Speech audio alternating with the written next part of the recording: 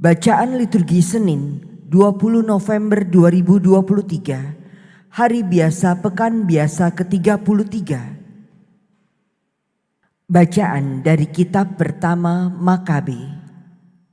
Pada masa itu, tampillah di Israel seorang raja yang berdosa, yaitu Antiochus Epiphanes, putra Raja Antiochus.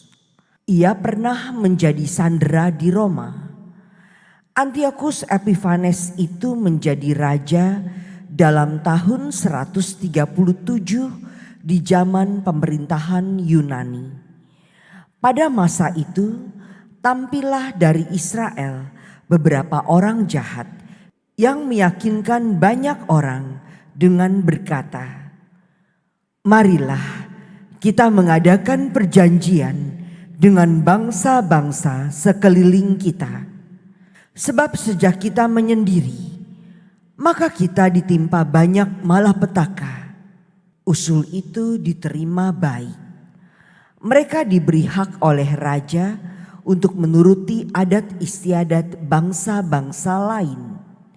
Kemudian mereka itu membangun sebuah gelanggang olahraga di Yerusalem menurut adat istiadat bangsa-bangsa lain. Mereka pun memulihkan kulub mereka, dan murtadlah mereka dari perjanjian kudus.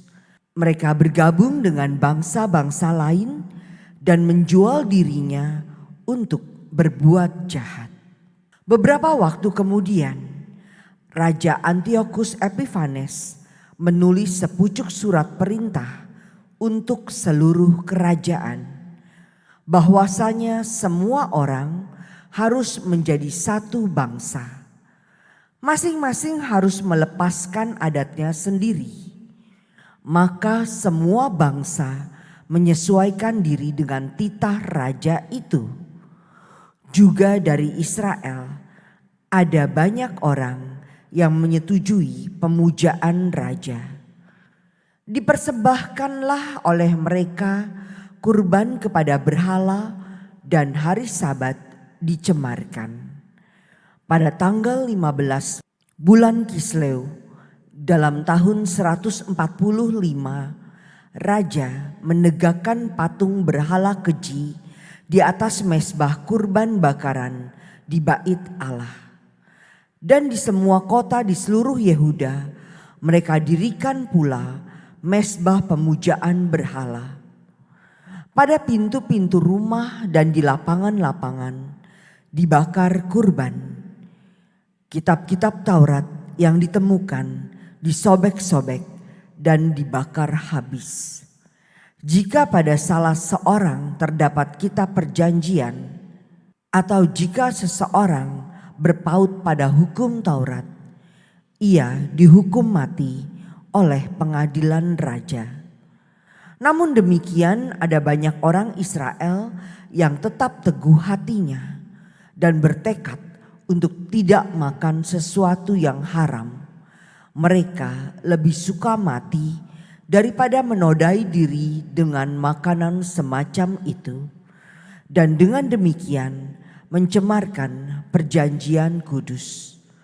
Dan mereka mati juga. Kemurkaan yang hebat sekali menimpa Israel. Demikianlah sabda Tuhan. Syukur kepada Allah. Hidupkanlah aku ya Tuhan, supaya aku berpegang pada perintah-Mu. Hidupkanlah aku ya Tuhan, supaya aku berpegang pada perintah-Mu. Aku menjadi gusar terhadap orang-orang fasik yang meninggalkan Taurat-Mu.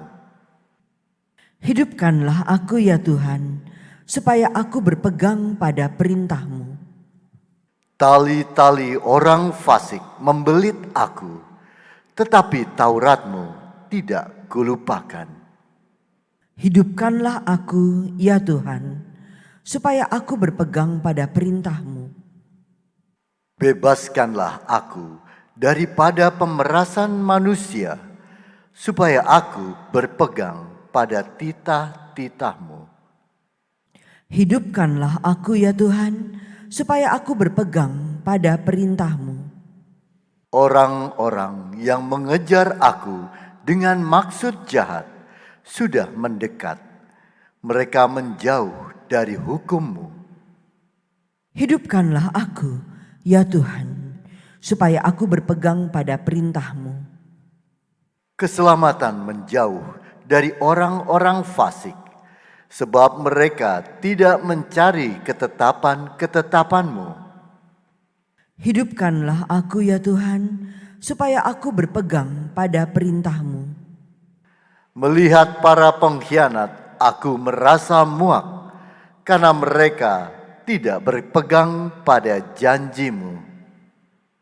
Hidupkanlah aku ya Tuhan, supaya aku berpegang pada perintah-Mu.